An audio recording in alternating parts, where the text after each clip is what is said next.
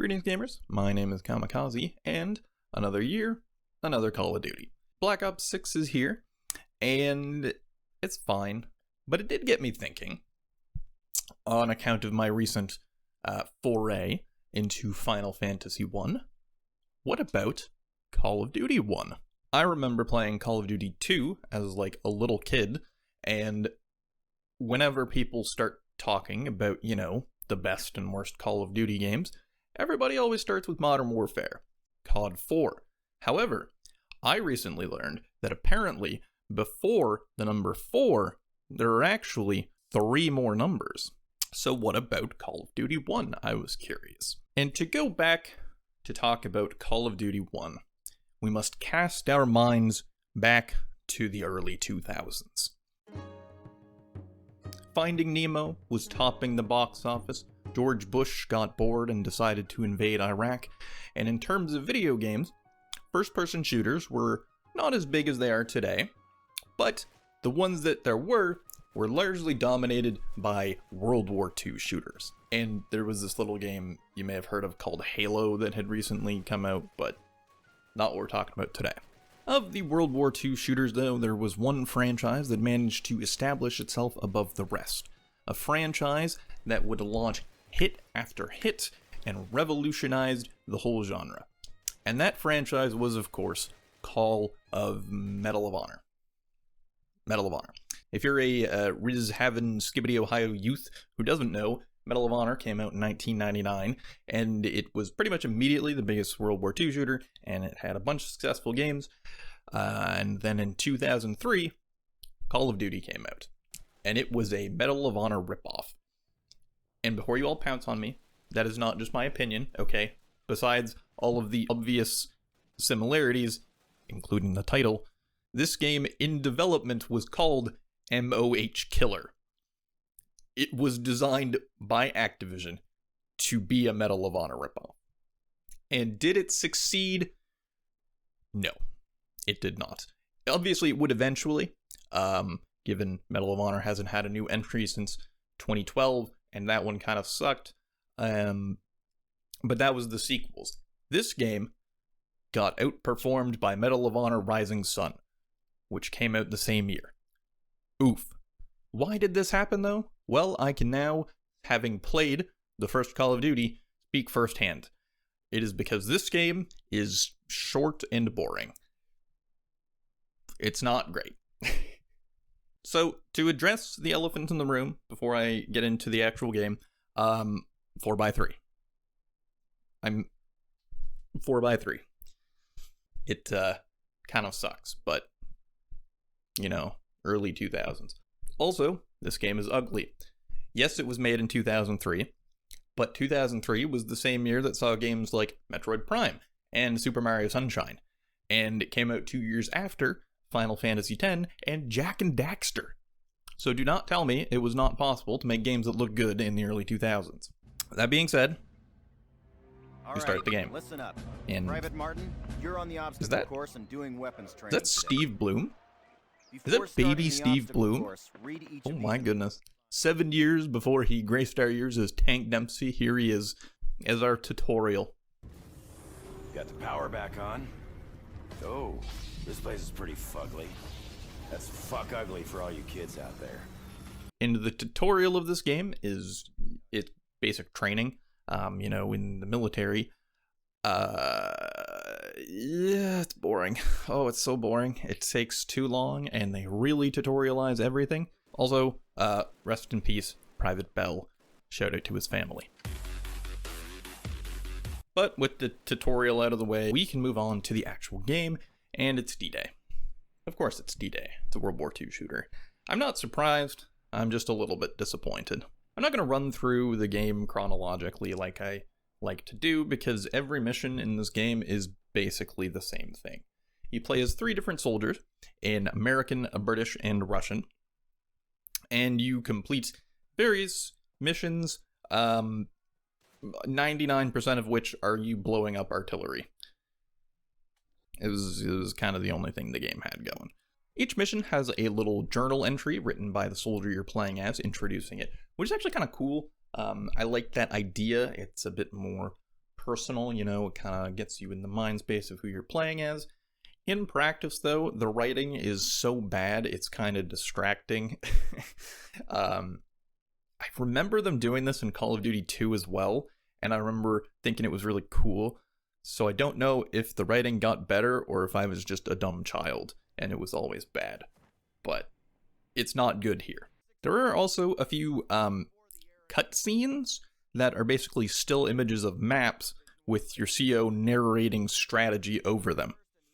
But I'm an idiot, and these are very confusing. The Dews River estuary here divides Utah and Omaha Beach. This road here is the main highway that connects the entire Cotentin Peninsula.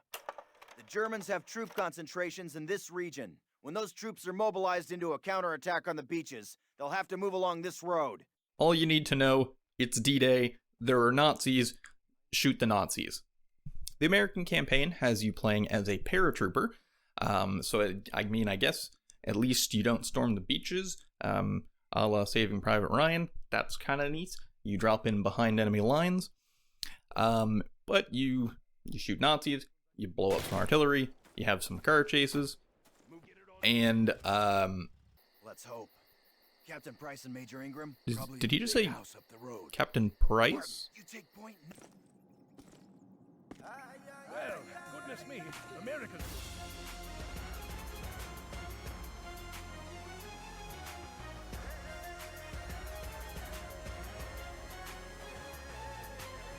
Oh my god, it's Captain Price. And can I just say, what a Chad.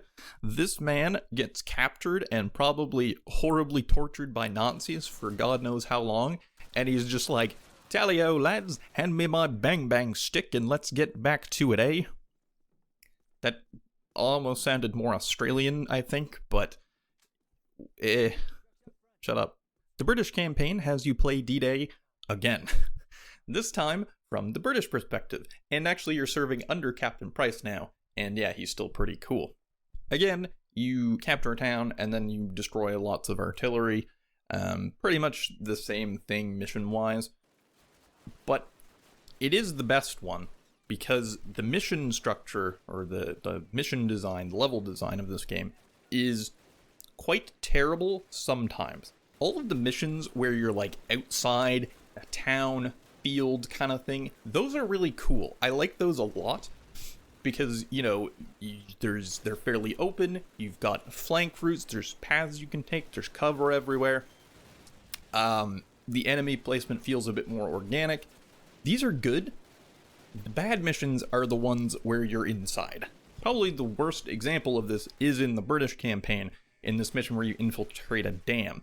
The whole thing is just this endless labyrinth of narrow hallways, and I had no idea where to go except by where there was, whichever direction there was still angry German shouting coming from. But I think overall, the British is the best because it has the most open missions, and this car chase is very cool.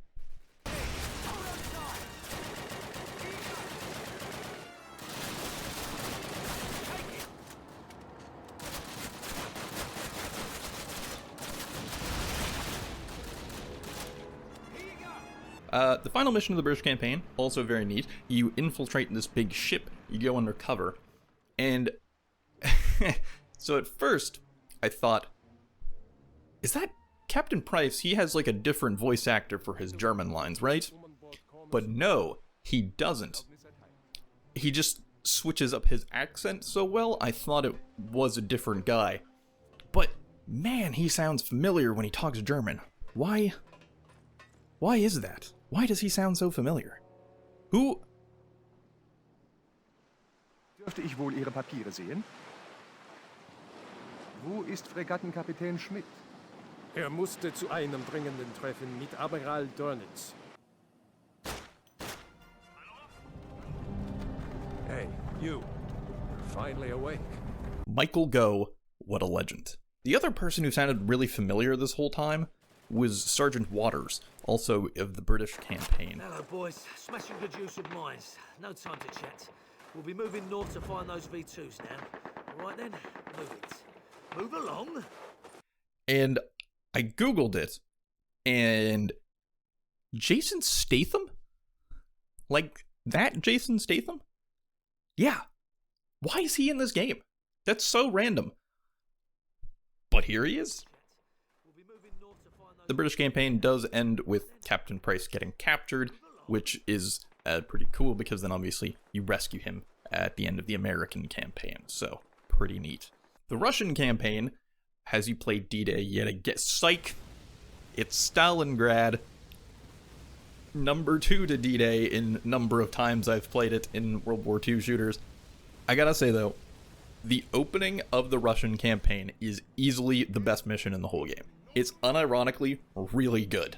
You start out on this boat with like 100 soldiers, and there's this commissar above you giving a speech, you know, never retreat, traitor to the motherland will die, etc.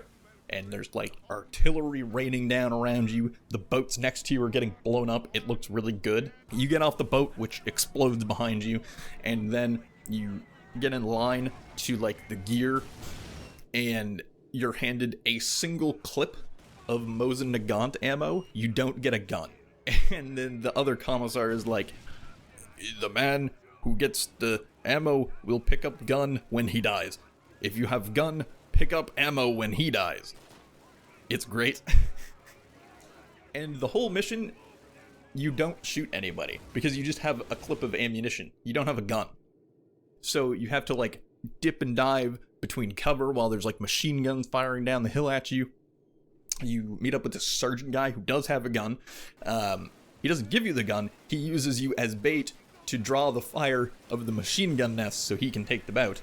And then he like executes his commissar because you want to take cover, and that's illegal in the motherland. And then you like call in a big artillery barrage on the hilltop where all the machine guns are. It's really cool. It's like probably the only mission in the game where I was actually like really into it. I was like, oh, this is intense. Okay, I actually gotta focus up a little bit here. It's great. The rest of the Russian missions are fine as far as this game goes. They're all so visually the same. You go from bombed out Stalingrad to bombed out Warsaw to bombed out Berlin, and they all just look exactly the same. It also ends in the cheesiest way possible, with you and your comrades storming the Reichstag and planting the Russian flag, the USSR flag, on the roof. I do kind of love it though, even though it's extremely cheesy. This does lead me to the one thing though, that I think this game doesn't necessarily pull off perfectly, but it did figure out early on, which is the use of set pieces to break up gameplay. Something that obviously Call of Duty, very notorious for. This game had that from day one. You have car chases, holdouts, the section where you don't get a gun in the Russian part, a stealthy sort of part with Captain Price, which is pretty cool. All of these don't land. This tank mission is boring. Turret sections are, well, turret sections. But it at least tried. And side note, how does this game from 2003 have better car chases than Modern Warfare 3 2023? They're genuinely more fun and exciting, despite being 20 years older. It's kind of crazy.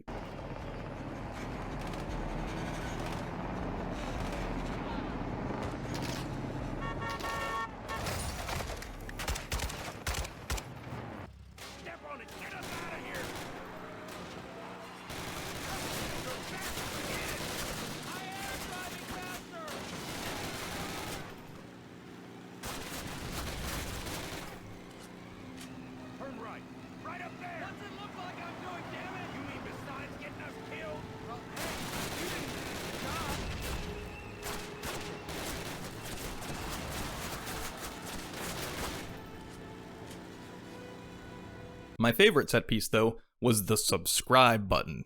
You should click it, it's super fun. How does the gameplay hold up, though? By far the biggest difference is that you can't sprint. That just wasn't a feature that existed yet. So if you see the gameplay behind me, and you see me randomly smacking the air with my gun sometimes, that's because the shift button is your melee. Beyond that, the shooting holds up fairly well some of the time. The guns sound actually pretty nice. They're nice and chunky.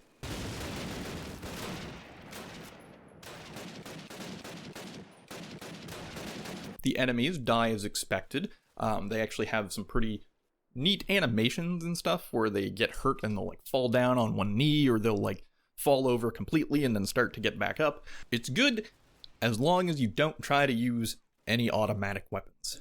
If you try to use an automatic weapon, however, good luck trying to hit anything. There is so much muzzle flash and recoil that it's like impossible to see what you're shooting at.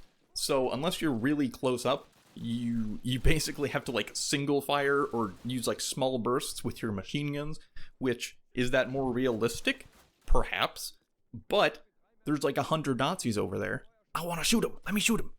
Pow, pow, pow, pow, pow, pow. Let me shoot him. And especially the PPSH. That thing is like unusable. It's crazy. However, the sniper rifles feel awesome. I don't know what it is, but there's just something special about snipers in Call of Duty. Like, you know, the older ones, the MW2 days, the quickscoping.